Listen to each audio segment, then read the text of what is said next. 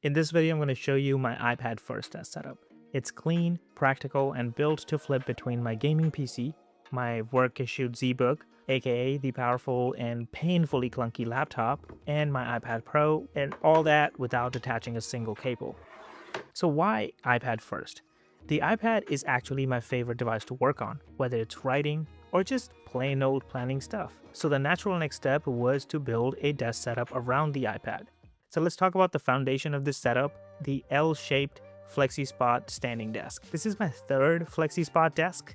This particular one was sent to me by Flexispot. No money exchange hands, and they are not paying me to say anything here. I bought the first two Flexispot desks with my own money. The link in the description is an affiliate link, so if you use it, it helps the channel. Just wanted to be upfront about that.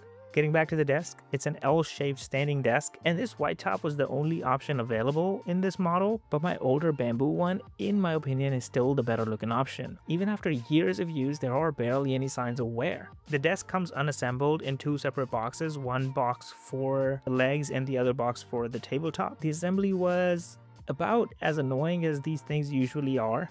Took me about an hour, nothing complicated, just a lot of moving heavy parts around.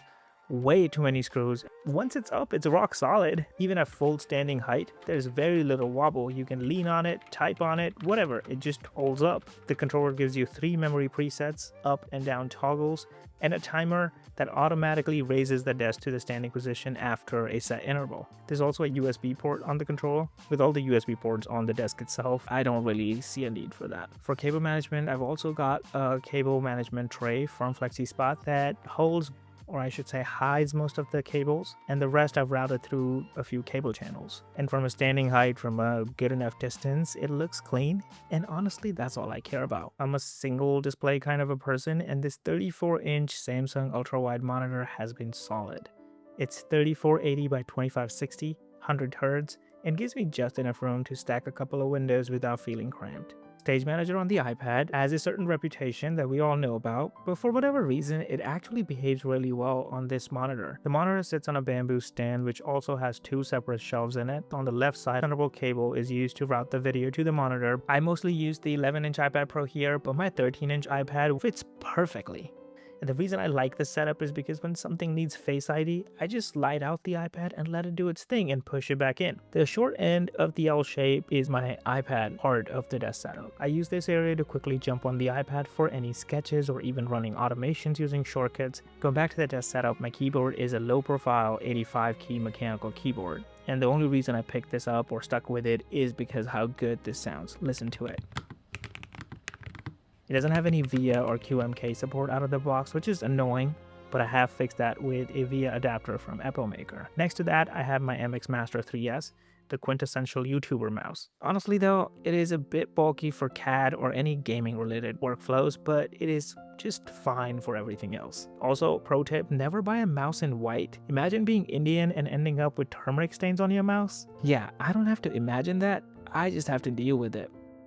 In addition to the mouse, I also have a Magic Trackpad which stays tucked under the bamboo desk. The gestures are great, the haptic feel is second to none on the market, and yes, it still charges via Lightning port, because Apple. Speaking of outdated charging ports, I also have a 3D Connexion Space Mouse. It is one of those if you know kind of tools for CAD.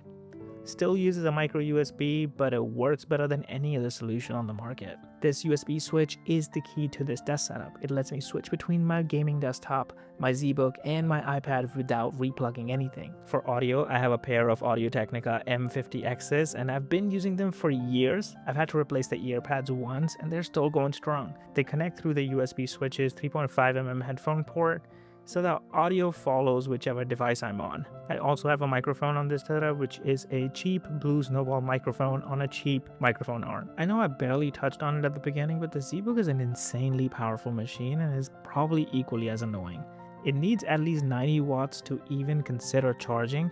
To address that, I'm stuck with the HP Thunderbolt G2 dock. It pushes 120 watts of power and I can connect almost anything to it. And then there's the Stream Deck. It technically works with the iPad, but there are only 2 apps that are supported, and neither of them are useful to me. But on Windows and Mac OS though, it's great. But the best part is being able to control things like Teams without having to switch between windows. Then there's the Pixel stand on my desk, just for iPhone standby mode. It's small, but I like having it there. So there are a few other tidbits I didn't talk about. There's a Xiaomi lamp off of the side, the pair of Govee standing lights behind the monitor add some ambient glow, the Aqara cube that I can shake to turn on or off the lights in the office room. Nothing fancy, nothing flashy, just small smart home things that make the space a little more fun